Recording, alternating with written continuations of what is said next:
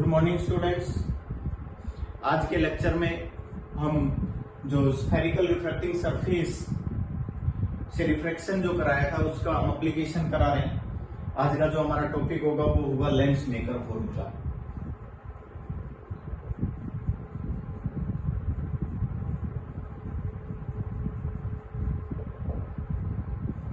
Most important topic है lens maker formula. इसमें lens कैसे बनाया जाता है और किस बेस पर देखकर, किस फॉर्मूले को देखकर या किस रूल्स को फॉलो करके लेंस को बनाया जाता है, वो हम आपको बता रहे हैं। लेंस मेकर फॉर्मूला, इसमें हमारे पास दो ही लेंस होते हैं, कॉन्वेक्स लेंस और कॉनकेव लेंस, और उसके बाद इनकी high order thinking skill exercise करेंगे हम। ठीक है, तो सबसे पहले हम कॉन्वेक्स का एक डायग्राम बनाते हैं। इसमें जो सबसे इंपॉर्टेंट है वो डायग्राम ही है। आपने इसके डायग्राम को ढंग से देखना है। देखिए, ये आपने कहा एक कॉन्वेक्स लेंस है। क्या कहा भाई आपने? ये एक कॉन्वेक्स लेंस है। देखिए,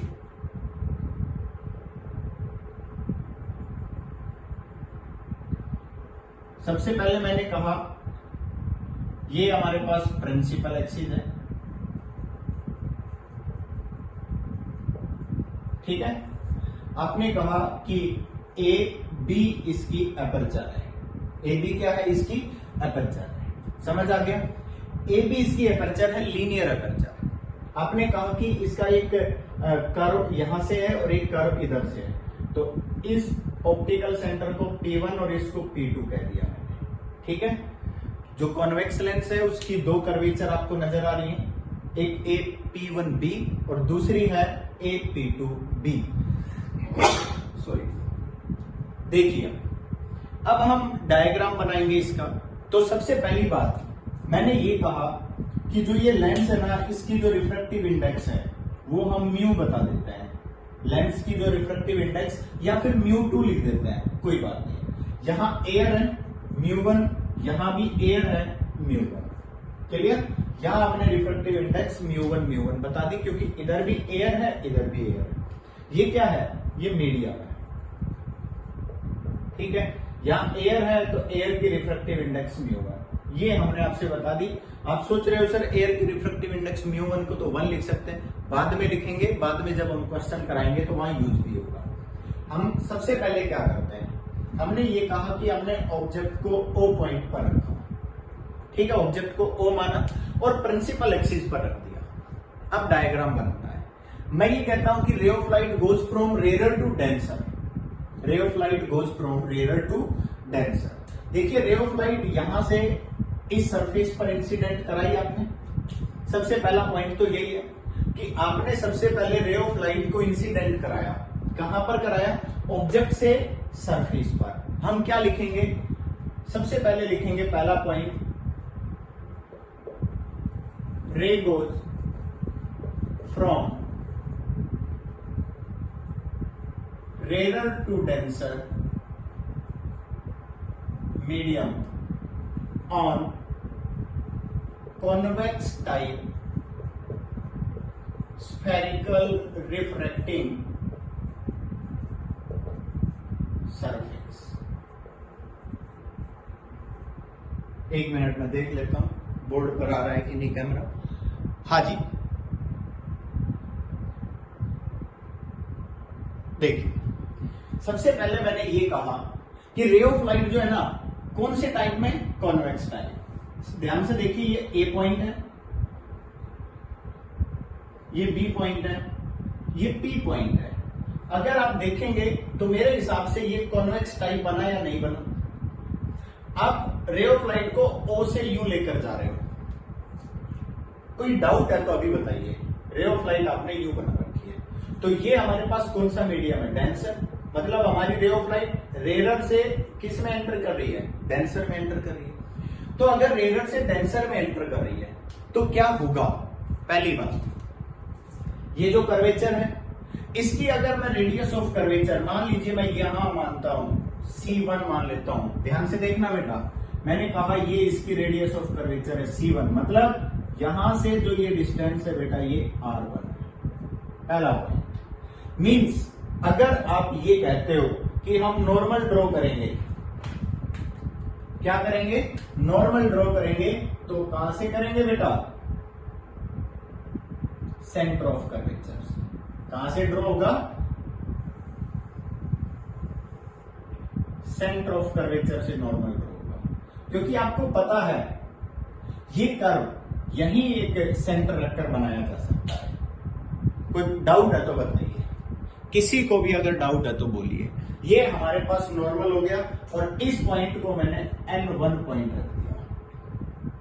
ये हमारे पास इंसिडेंट एंगल हो गया, नो डाउट। तो हम क्या कहेंगे? हमने यहां कर्वेचर बनाई और इस कर्वेचर को यहां से यहां तक की जो रेडियस है उसको R1 से लिख दिया। अब पॉइंट यहां मैंने इसको साफ किया। मैंने ये कहा, तो हम पढ़ चुके हैं, कल मैंने आपसे बताया था final medium upon image distance. अब देखिए, मैं रे ऑफ लाइट को बेंड करूंगा। मैंने रे ऑफ लाइट को बेंड किया तो हम क्या कहेंगे? रे ऑफ लाइट यहां से बेंड हो जाएगी। किस पॉइंट से? इस पॉइंट से बेंड होगी और एक पॉइंट पर मिलेगी। थोड़ा आगे, थोड़ी तिरछी हो गई लाइन, में सीधी बनाता हूं।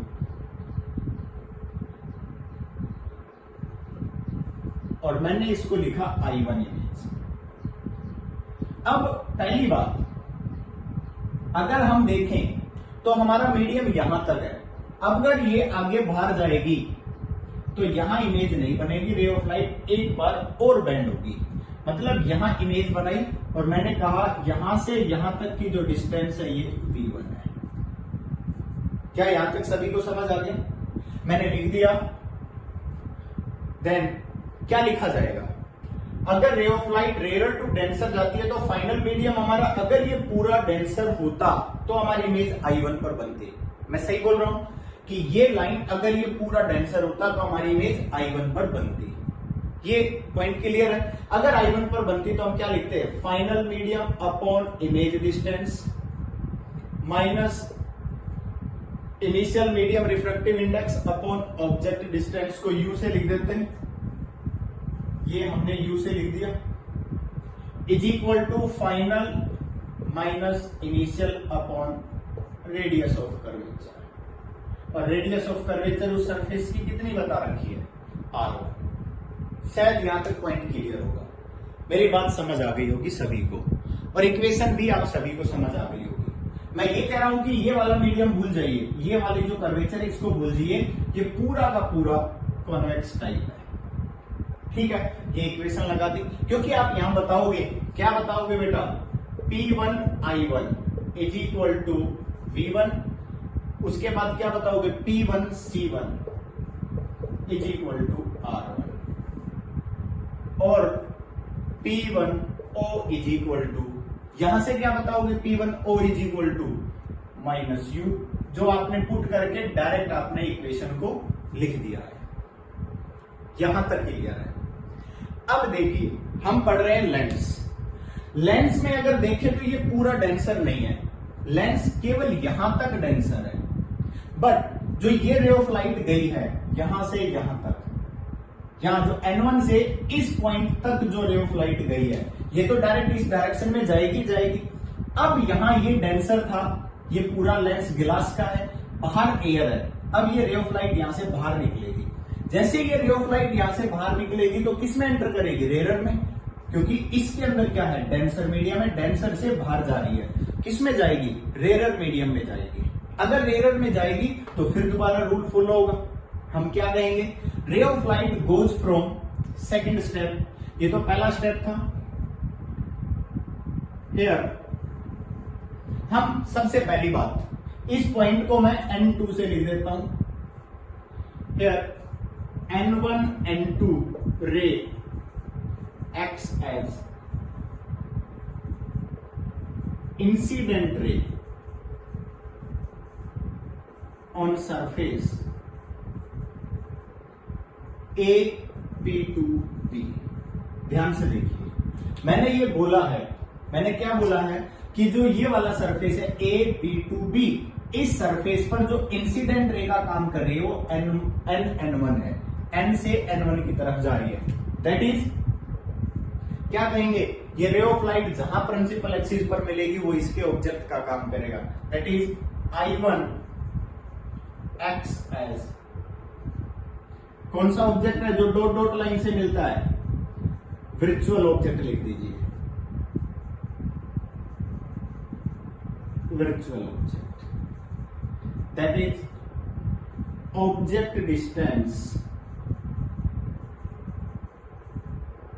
Is plus V1। यहां जो ऑब्जेक्ट डिस्टेंस होगी वो क्या हो जाएगी, प्लस V1 हो जाएगी। मेरी बात समझ आ गई होगी, यहां जो हमारी ऑब्जेक्ट डिस्टेंस है वो क्या हो जाएगी, प्लस V1 हो जाएगी।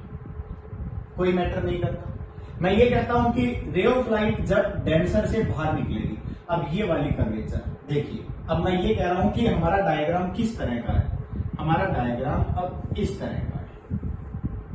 देखिए ये क्या है A, ये क्या है P2 और ये क्या है B। देखता हूं कि वीडियो आ रहा है, हाँ ठीक है, A P2 B। मैंने कहा रे ऑफ लाइट यूं जा रही है बेटा, ये पॉइंट कहीं पर भी था, ये N1 था, ये N2 है, आपने डॉट डॉट मिलाया और कहा ये ऑब्जेक्ट का काम करेगा जो I1 लिखा हुआ है, ये हमारा ऑब्जेक्ट है। क्योंकि रे ऑफ लाइट जब यूं आ रही है तो वो प्रिंसिपल एक्सिस पर जहां पर भी मिलेगी वो ऑब्जेक्ट होगा। अब ये डेंसर मीडियम है μ2, ये क्या है रेयर मीडियम μ1। अब रे ऑफ लाइट क्या होगा, अब सबसे पहले इस वाले की कर्वेचर बनाएंगे तो सेंटर ऑफ कर्वेचर इधर होगा, मतलब इस वाले की सेंटर ऑफ कर्वेचर मैं यहां बता देता हूं C2। समझ आ गया। अब C2 सेंटर ऑफ कर्वेचर से परपेंडिकुलर डालेंगे तो मेरे हिसाब से परपेंडिकुलर ये निकल जाएगा, डॉट डॉट बना देते हैं।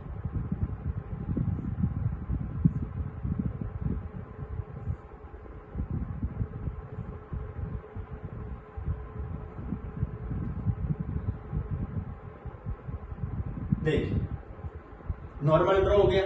अब हमें ये मालूम है ray of light goes from denser to rare. मान लीजिए आपने कहा कि ये हमारे पास नॉर्मल हो गया, ये रेड पेन से जो हमने ड्रॉ किया है ये नॉर्मल है। अब रे ऑफ लाइट तो इससे दूर हटेगी तो अंदर की तरफ बेंड होगी ना, मेरी बात समझ गई।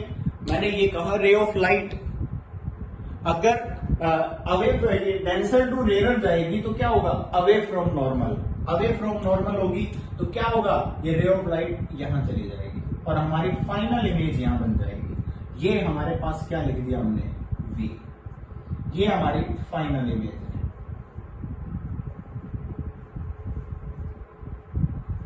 क्लियर है, ये हमारी क्या है फाइनल इमेज, इस डिस्टेंस को क्या लिखा V। अब अगर जिक्र करें तो बेटा ये ऑब्जेक्ट है तो ऑब्जेक्ट डिस्टेंस तो हमने क्या बताया V, और इमेज डिस्टेंस को क्या बता दिया हमने, इमेज डिस्टेंस को हमने बताया V। क्लियर है। और रेडियस ऑफ कर्वेचर अगर ये C2 है तो बेटा यहां से देखना ध्यान से, यहां से वहां तक की डिस्टेंस को क्या लिखा जाएगा, R2, क्योंकि इस वाले की रेडियस ऑफ कर्वेचर R2 बताई गई है। दोनों की सेम थोड़ी है, हर जगह सेम तो नहीं मिलेगी, अलग अलग मिल सकती है। तो हमने क्या किया, इसके लिए दूसरी इक्वेशन लिखी, और वो इक्वेशन लिखनी काफी जरूरी है। क्या लिखेंगे सेकंड इक्वेशन को, भाई फाइनल रिफ्रैक्टिव इंडेक्स। फाइनल अब यहां पहुंचे ना, यहां से बाहर निकले तो ये इनिशियल है और ये क्या है फाइनल, तो फाइनल एयर में है, फाइनल क्या है एयर में।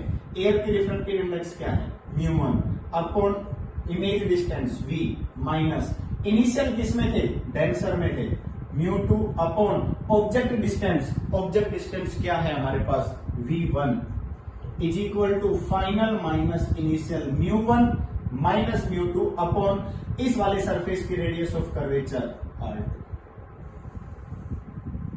Equation number 2।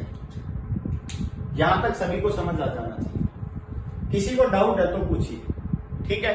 अब देखिए मैं ये बता रहा हूं कि अब हमने क्या कहा कि भाई लेंस ने जो अपना काम करना था ना वो कर दिया। क्यों, क्योंकि यहां से रे ऑफ लाइट गई, लेंस के अंदर एंटर करके बाहर निकल गई, बस ये लेंस का काम हो गया। लेंस ने जो अपना प्रोसेस फॉलो किया वो हम आपको बता रहे हैं। पहले प्रोसेस में रेयर से डेंसर एंटर करती है, रे ऑफ लाइट डेंसर में एंटर करने के बाद बाहर निकलती है और वापस एयर में आ जाती है। तो हमने क्या कहा भाई, इक्वेशन फर्स्ट और सेकंड हमारे पास दो आ गई, इसके दो सरफेस थे, दो बार रे ऑफ लाइट बेंड हुई है, एक बार टुवर्ड्स द नॉर्मल, एक बार अवे फ्रॉम द नॉर्मल। हम इसके जितने भी प्रोसेस हैं उन दोनों को हम क्या करते हैं बेटा, ऐड कर देते हैं। क्या कर देते हैं, ऐड कर देते हैं। अगर हम यहां कहेंगे तो एडिंग इक्वेशन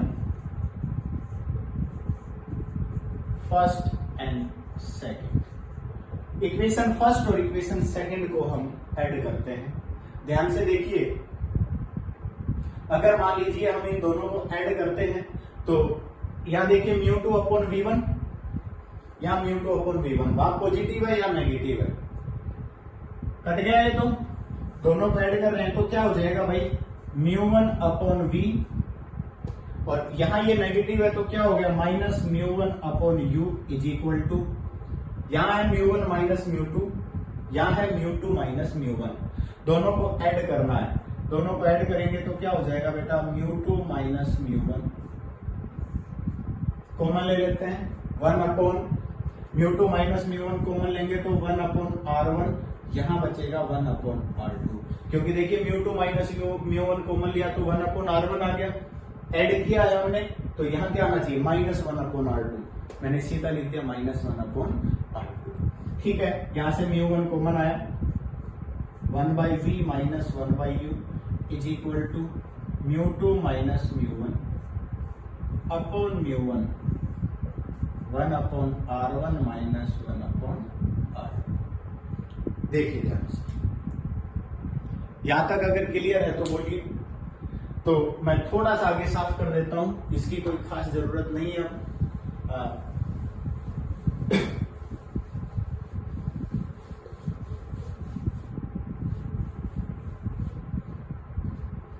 देखिए अब इसको ऐड करते हैं तो क्या हो जाएगा बेटा, 1 by we minus 1 by you is equal to 1 by f. ये हमारे पास होता है बेटा लेंस फॉर्मूला।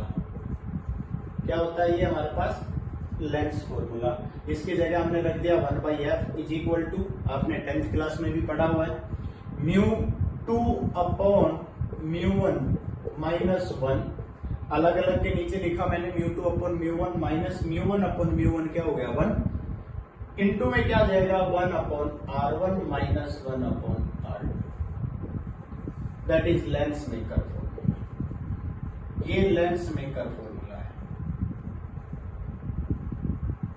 जैसे कि आप अपनी आंखें चेक कराने जाते हो तो आपकी आंखें चेक कराने के बाद बताया जाता है कि आपकी जो आई वीक है उसको डायोप्टर के अंदर बताया जाता है। मैं आपको बता देता हूं बेटा, 1 अपॉन फोकल लेंथ जो होती है वो पावर होती है, 1 अपॉन फोकल लेंथ को पावर बोलते हैं,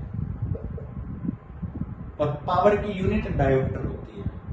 तो हमें फोकल लेंथ मालूम होनी चाहिए। सबसे पहले ये डिसाइड होता है कि कितनी फोकल लेंथ का लेंस लगाना है, और वो फोकल लेंथ इस फॉर्मूले के बिहाफ पर डिसाइड होगी कि आपने जो ये यूज किया है इसकी रिफ्रैक्टिव इंडेक्स क्या है। आप तो एयर के रेस्पेक्ट में ही देखेंगे, है ना। तो μ2 अपॉन μ1 माइनस 1, और इन दोनों की जो कर्वेचर है वो क्या है। अब देखते हो कि जब आंखें वीक होती है, कोई स्पेक्स लगाता है तो उसमें किसी के लेंस का साइज मोटा होता है, किसी का पतला होता है, कॉनकेव कॉन्वेक्स, उनमें भी आपके पावर कितनी वीकनेस है, पावर कितनी कम हुई है, उसके अकॉर्डिंग उस लेंस को देखते हैं, उसकी थिकनेस को किया जाता है। हर एक लेंस को अलग अलग रेडियस ऑफ कर्वेचर के साथ बनाया जाता है। जिनकी आंखें ज्यादा वीक होती है तो उनकी थिकनेस या फिर उनकी या तो उनकी थिकनेस बहुत कम होती है या बहुत ज्यादा होती है। देखा जाता है नेगेटिव में है पावर या पॉजिटिव में वीक है। ठीक है, चलो वो हम आपको बताएंगे। ये हमारे पास लेंस मेकर फॉर्मूला है। अब मैं आपको ये बताना चाहता हूं कि लेंस मेकर फॉर्मूला ये कॉन्वेक्स के लिए है, बट कॉनकेव के लिए भी सेम है, एक वर्ड भी नहीं बदला जाएगा, क्योंकि लेंस बनाने के तरीके कॉन्वेक्स कॉनकेव दोनों की सेम है। मेरी बात समझ रहे हो। मैं ये कह रहा हूं कि कॉन्वेक्स कॉनकेव का दोनों का डेरिवेशन बिल्कुल सेम है, बट डायग्राम थोड़ा अलग है। बट डायग्राम में हम इनके ये पॉइंट बदलने वाले नहीं है। मेरी बात समझ गए, इनके कोई डायग्राम ये बदले नहीं जाएंगे। और दूसरी बात, ये जो P1 और P2 के बीच में जो गैप दिखा हुआ है ये बहुत कम होता है। एक और पॉइंट इसी में मैं आपको बताता हूं, इसका दूसरा नाम होता है कन्वर्जिंग लेंस। कन्वर्जिंग लेंस क्यों होता है? क्योंकि आपने इसका प्रोसेस देखा, इसने रे ऑफ लाइट को हमेशा कन्वर्ज किया है। पहले सरफेस ने भी बेंड किया है, दूसरे सरफेस ने भी बेंड किया है, और किधर बेंड किया है? टुवर्ड्स द प्रिंसिपल एक्सिस, इसलिए इसका नाम कन्वर्जिंग लेंस है। मेरी बात समझ गए? तो दूसरा पॉइंट इसी के अंदर मैं आपको बताता हूं कि मान लीजिए आपसे ये पूछा जाए कि कॉनकेव के लिए आपने बताना है, तो कॉनकेव का डायग्राम थोड़ा टिपिकल होता है। सबसे इंपॉर्टेंट बात तो ये है कि उसके डायग्राम में बच्चे गड़बड़ कर देते हैं। क्या करते हैं? डायग्राम बनाता हूं, देखिए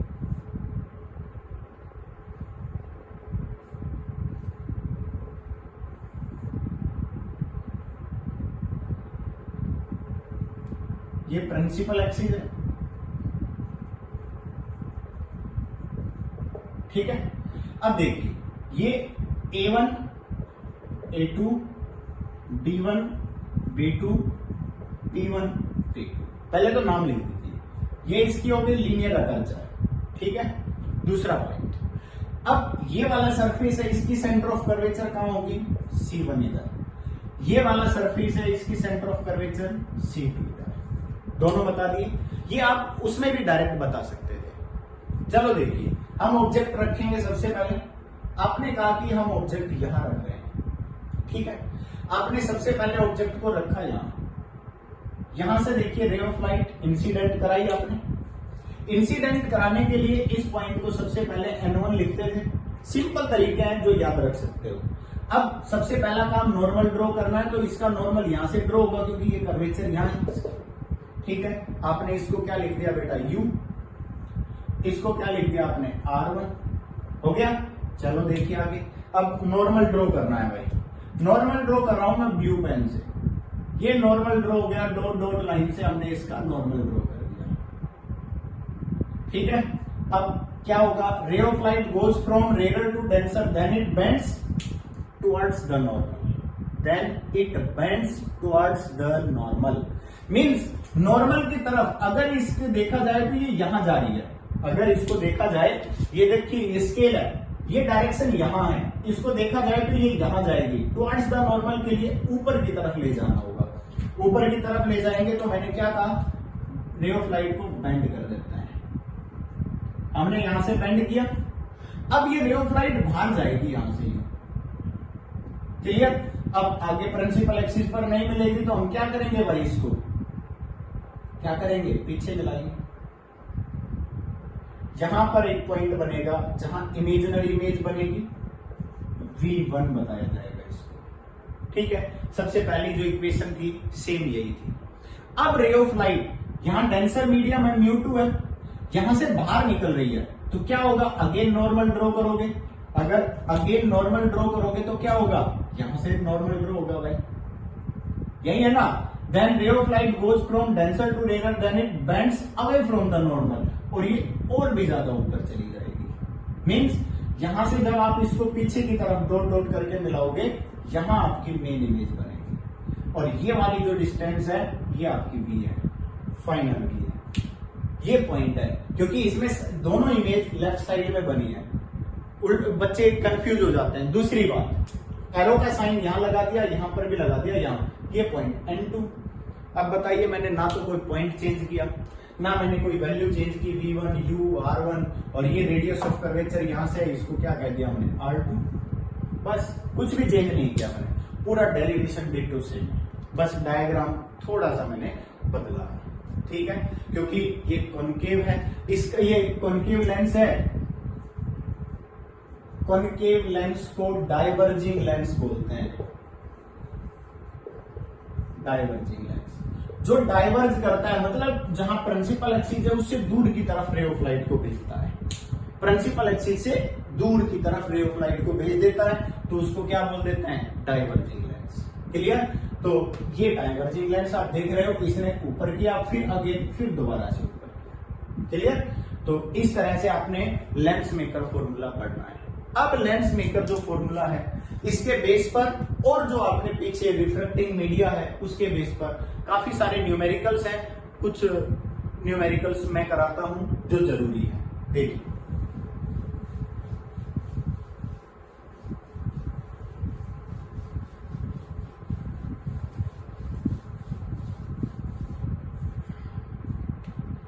देखिए एक क्वेश्चन अक्सर पूछा जाता है, सीबीएसई बोर्ड में बहुत बार पूछा गया क्वेश्चन है। ये कहता है कि आपके पास एक बाई कॉन्वेक्स लेंस है। क्या है आपके पास? एक by convex lens. By convex lens का मतलब है कि इसकी जो रेडियस ऑफ कर्वेचर है, इधर भी आर और इधर भी आर, दोनों तरफ आर है। मेरी बात समझ गई?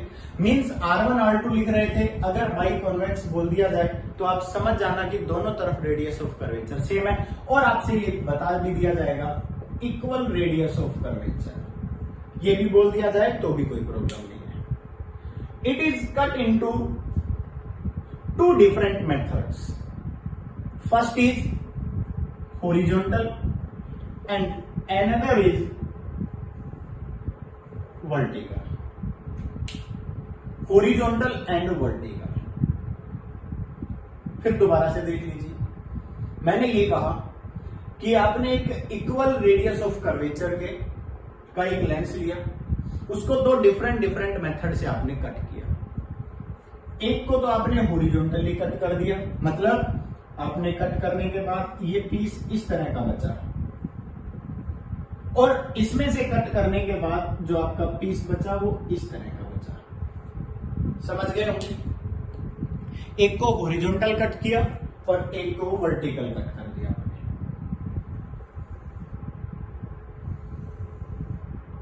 ठीक है, ये इस तरह का आपका लेंस हो गया। अब देखिए, मैंने ये कहा कि ये आपके पास वर्टिकल कट था। अब ये कहता है कि अगर इस लेंस की जो फोकल लेंथ है वो f है, what is the change in, ये पूछा जाएगा, what is the change in focal length of the piece. जो ये पीस है अलग अलग हैं, इनकी फोकल लेंथ में क्या चेंज आया? सबसे पहले इसको देखते हैं। फर्स्ट आपने देखा ये लेंस ऐसा है, ये प्रिंसिपल एक्सिस है, यहां से रे ऑफ लाइट बेंड हुई और बेंड हो गई। यहां अगर हम देखेंगे तो जो हमारा फॉर्मूला है 1/f is equal to mu minus 1 upon R1 minus 1 upon R2, यही फॉर्मूला था।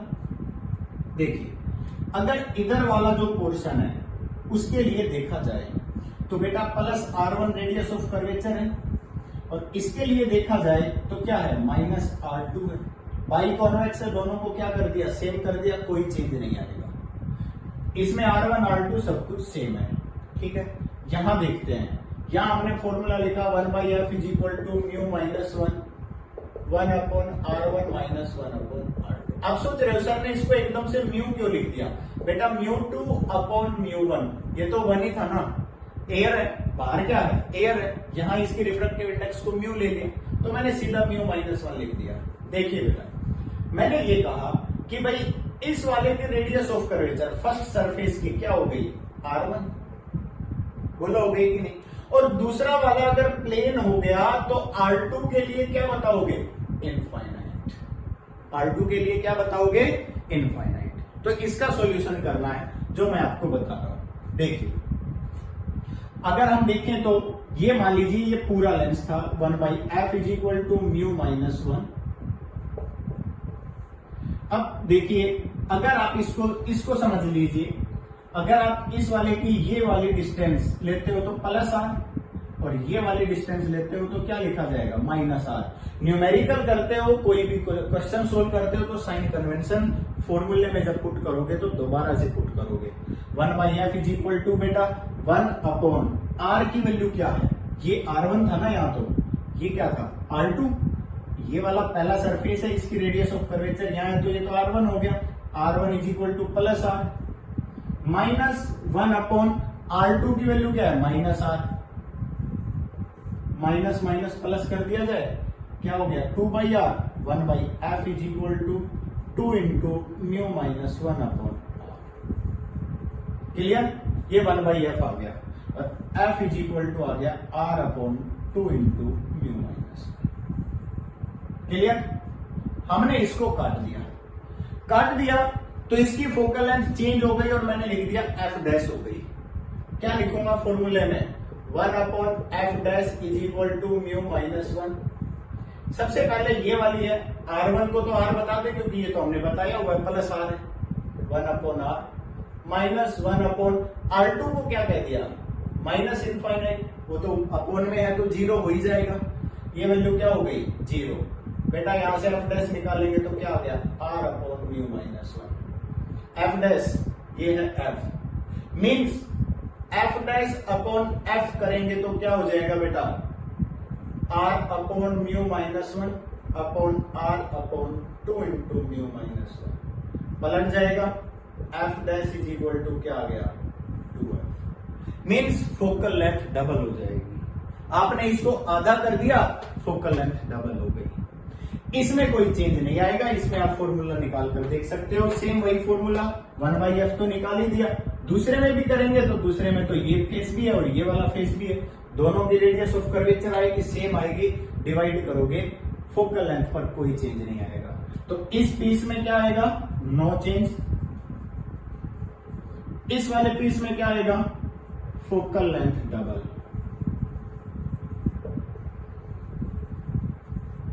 मैंने बताया था फॉर्मूला क्या होता है? 1 अपॉन एफ। अगर फोकल लेंथ डबल हो जाएगी, पावर क्या हो जाएगी? हाफ, क्योंकि इसका काम भी तो आधा हो गया। केवल इसी वाले सरफेस ने बेंड किया, दूसरे वाले ने तो बेंड ही नहीं किया। क्योंकि मैं आपको ये बता देता हूं, लेंस का काम है रे ऑफ लाइट को बेंड करना। जो रे ऑफ लाइट को जितनी ज्यादा बेंड करेगा उसकी पावर उतनी ही ज्यादा होगी, चाहे वो कन्वर्जिंग हो चाहे वो डाइवर्जिंग हो, चाहे उसने बेंड करना है प्रिंसिपल एक्सिस की तरफ या प्रिंसिपल एक्सिस से बाहर की तरफ, कहीं भी बेंड करे, डजंट मैटर। पर वो बेंड कर रहा है, जितनी ज्यादा बेंड करेगा, जितना ज्यादा डेविएशन शो करेगा, पावर उतनी ही ज्यादा होगी। ये बात याद रखें। तो ये काफी इंपॉर्टेंट क्वेश्चन था, एक तो ये नोट करेंगे।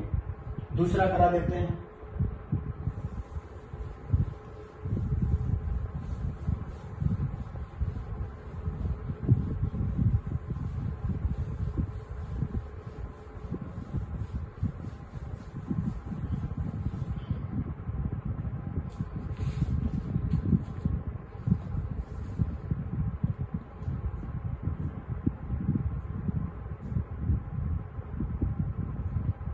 देखिए एक न्यूमेरिकल मैं आपको बता रहा हूं। ये कहता है कि एक कॉन्वेक्स लेंस है बेटा, ठीक है। इसकी जो फोकल लेंथ है वो 10 सेंटीमीटर है इन एरिया। इस लेंस को है ना पानी में डाल दिया, पुट कर दिया पानी में, इसके चारों तरफ पानी भर दिया। देखिए अब आपसे ये वाटर है, ठीक है। अब मैं आपसे ये पूछना चाहता हूं कि गिलास, अगर इस गिलास को पानी में रख दिया गया, इस लेंस को पानी में रख दिया जाता है तो इसकी फोकल लेंथ में क्या चेंज आएगा? मैं बता देता हूं। Refractive index of glass is equal to 3/2 and refractive index of water is equal to 4/3। पढ़ा हुआ है वैसे तो, आपको याद भी होना चाहिए रिफ्रैक्टिव इंडेक्स की वैल्यू है। इसमें रखा तो इसकी फोकल लेंथ चेंज होगी या नहीं होगी? अगर होगी तो क्या होगी? What is the focal length of the lens? What is the change in focal length of the lens? इस तरह के क्वेश्चन पूछे जाते हैं। पहली बात, जब हम इसका सॉल्यूशन करते हैं तो एक बात याद रखना कि इसमें दोनों केस का यूज होगा, डायरेक्ट नहीं निकाल पाओगे। फॉर एग्जाम्पल मान लीजिए आप इस केस का यूज करते हो तो पता है आप क्या लिखोगे?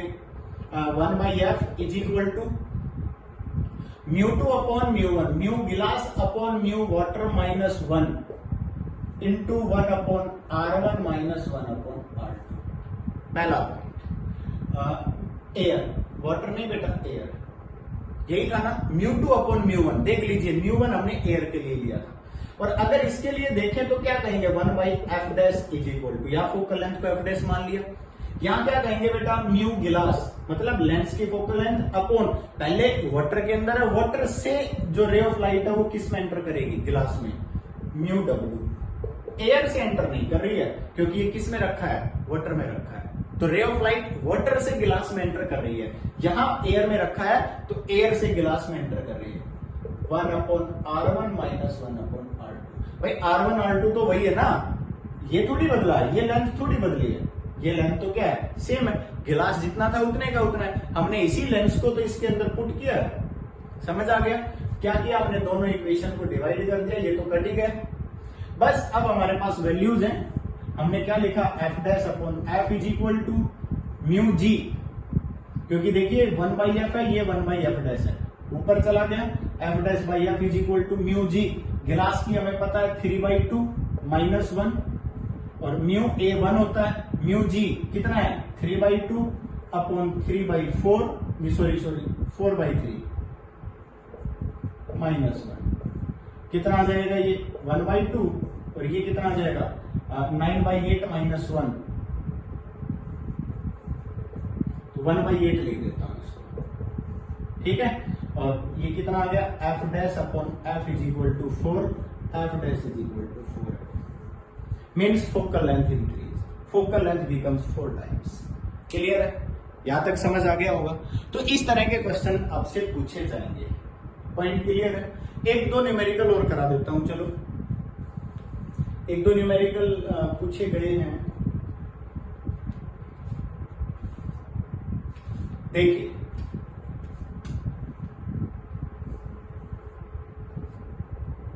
ये कहता है कि focal length of a biconvex lens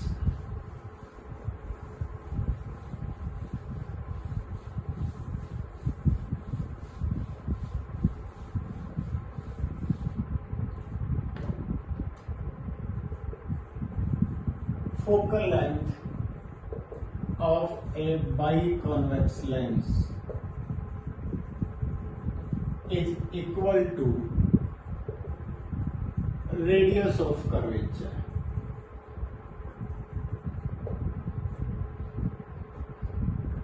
Its radius of curvature. Then find its refractive index. ये कहता है कि आप इसके रिफ्रैक्टिव इंडेक्स फाइंड आउट करिए। देखो बेटा, ये कॉन्वेक्स लेंस है, आप ध्यान से देखना 1/f is equal to μ2 upon μ1 minus 1 into 1 upon f1 minus 1 upon f2 लिखते हैं, sorry 1 upon r1 minus 1 upon r2। यहां क्या कह दिया, फोकल लेंथ किसके इक्वल है, radius of curvature, f is equal to क्या बताया हुआ है r। दूसरी बात r1 is equal to r2 is equal to भी r बताए हुए हैं। अब आप क्या करोगे, यहां सबसे बड़ी गड़बड़ करोगे कि r1 is equal to r लिखा जाएगा, r2 इज इक्वल टू भी बच्चे r लिख देते हैं, इक्वल है तो 1/r माइनस 1/r 0 कर देते हैं, यहां से 0 करके और फिर यहां पर वैल्यू पुट कर देते हैं, गलत है, नहीं ऐसा नहीं है। R2 is equal to minus R आएगा। साइन कन्वेंशन मैंने बार बार बोला है, ये वाला सरफेस इधर है तो क्या होगा R1, यहां से ये वाला मेजर करेंगे तो क्या होगा माइनस R2, तो माइनस R2 है मतलब माइनस R। अब देखिए ये वैल्यू यहां पुट करेंगे तो 1/f की वैल्यू क्या हो गई बेटा R is equal to mu minus 1 लिख देता हूं सीधा, क्यों, क्योंकि μ1 की वैल्यू तो 1 है एयर के रेस्पेक्ट में, क्या हो गया 1/r प्लस 1/r, क्या हो गया 2/r, तो क्या हो गया भाई mu minus 1 2/r is equal to 1/r, r से r कैंसिल, 2 इधर जाएगा तो mu minus 1 is equal to क्या हो गया 1/2, और म्यू इज इक्वल टू क्या आ गया प्लस इधर करेंगे तो कितना आ जाएगा 3/2। ये पूछ सकता है, इस तरह का क्वेश्चन भी आपसे पूछ सकता है, ठीक है। एक दो टाइप और कर लेते हैं जो काफी अच्छे भी हैं। चलो एक स्फेरिकल की है वो मैं आपको एक बार बता देता हूं,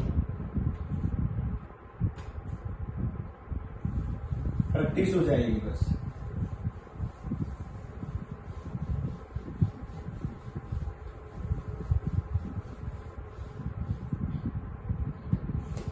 ये कहता है कि spherical convex surface of radius of curvature 20 centimeter made of glass ये कॉन्वेक्स सरफेस है, ठीक है। इसकी रेडियस ऑफ कर्वेचर बताई जा रही है r is equal to 20 centimetre, clear. Made of glass of refractive index μ2 is equal to 1.5. If placed in air find the position of the image from if a point object is placed 30 centimetre in front of the A. 30 centimetre यहां object को रख दिया of convex surface of the principal axis. यहां से 30 centimetre means u is equal to क्या हो गया -30, μ2 is equal to given है 1.5. अब आपने v निकालना है, क्या फाइंड आउट करना है, find the image distance. Formula याद होना चाहिए रेयर टू डेंसर के लिए, ठीक है। रेयर टू डेंसर के लिए निकालोगे तो क्या होगा, final refractive index μ2 upon image distance minus initial refractive index upon object distance μ2 minus μ1 upon r. μ2 given है 1.5 अपॉन v माइनस μ1 क्या है हमारे पास 1 अपॉन u कितना है -30. आप सोच रहे हो सर ये तो पहले पुट कर चुके थे. न्यूमेरिकल में साइन कन्वेंशन अगेन पुट करने हैं, ये बात हमेशा याद रखिए. u की वैल्यू क्या है -30 इज इक्वल टू μ2 माइनस μ1. μ2 कितना है 1.5 minus 1 upon radius of curvature 20 plus है क्योंकि राइट साइड में है. इसकी रेडियस ऑफ कर्वेचर यहां से ली जाएगी, कॉन्वेक्स है ना, यहां कर्वेचर होगी, ठीक है. अब देखिए वैल्यू पुट करनी, आगे आंसर तो आप निकाल ही लोगे. v की वैल्यू नेगेटिव आई तो समझ जाना कि इमेज लेफ्ट साइड बन रही है, क्योंकि मेजरमेंट नेगेटिव इधर होता है. v की वैल्यू पॉजिटिव आ गई तो समझ जाना कि इमेज राइट साइड बन रही है. ये पॉइंट सबसे इंपॉर्टेंट है जो याद रखोगे, जो आपके आगे इमेज फॉर्मेशन में भी काफी हेल्प करेगा. क्लियर. तो यहां से तो v निकालना है, मेरे हिसाब से आप निकाल सकते हैं. एक और मैं आपको बता देता हूं, चलो देखिए.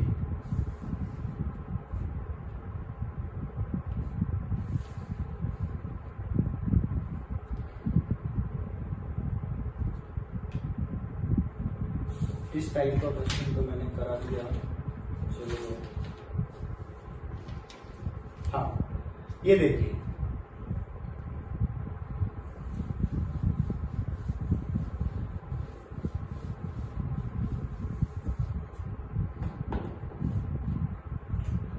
काफी इंपॉर्टेंट क्वेश्चन है, काफी अच्छा क्वेश्चन. ये कहता है by convex lens with its two face of equal radius of curvature. और ये radius of sorry convex lens है और R1 is equal to R2 is equal to R लिख रहा हूं अभी मैं. बस ये मीन्स आप ये कह सकते हो R1 is equal to plus R और R2 is equal to minus R अगर कहीं पर वैल्यू पुट करनी पड़े तो, क्योंकि ये वाला फेस है, इसकी रेडियस ऑफ कर्वेचर इधर, इधर वाले की इधर. क्लियर. आगे देखिए. उसके बाद ये कहता है made of transparent medium of refractive index μ1. भाई इसकी रिफ्रैक्टिव इंडेक्स μ1 है, अब की बार μ2 नहीं है, μ1 है. ये बात याद रखनी है. It is kept in contact with a medium of refractive index μ2 as shown in figure. Figure यू बनाया हुआ है और यहां कोई दूसरा मीडियम रख दिया गया इसके कॉन्टेक्ट में, पता नहीं क्या है पर ये जरूर मालूम है यहां जो कॉन्टेक्ट में मीडियम है इसकी रिफ्रैक्टिव इंडेक्स μ2 है. यहां जो कॉन्टेक्ट में हमारे पास मीडियम है इसकी रिफ्रैक्टिव इंडेक्स μ2 है. देखिए आगे. Find the equivalent focal length of the combination. ये कहता है इस कंप्लीट कॉम्बिनेशन की फोकल लेंथ फाइंड आउट करनी है. इस कॉम्बिनेशन की फोकल लेंथ फाइंड आउट करनी है. ये कैसे फाइंड आउट करेंगे? पहला पॉइंट हम क्या कहेंगे, सबसे पहले हम यूं कहेंगे कि हमने ऑब्जेक्ट को मान लीजिए प्रिंसिपल एक्सिस पर रख दिया u डिस्टेंस पर. क्लियर. यहां हमारी जो रिफ्रैक्टिव इंडेक्स है उसको मैं 1 लेकर चलूंगा. क्या लेकर चलूंगा? 1, क्योंकि यहां क्या है, एयर है. ये हमारे पास लेंस है, गिलास है जिसकी रिफ्रैक्टिव इंडेक्स μ1 है और ये कोई दूसरा मीडियम है μ2 हमें मालूम नहीं है.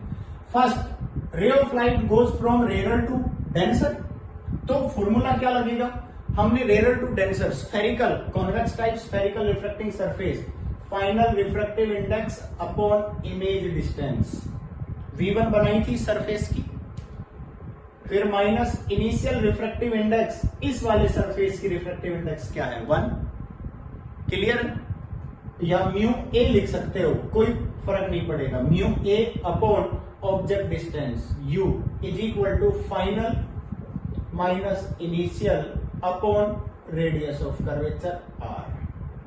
किसी को कोई डाउट है तो बता दीजिए।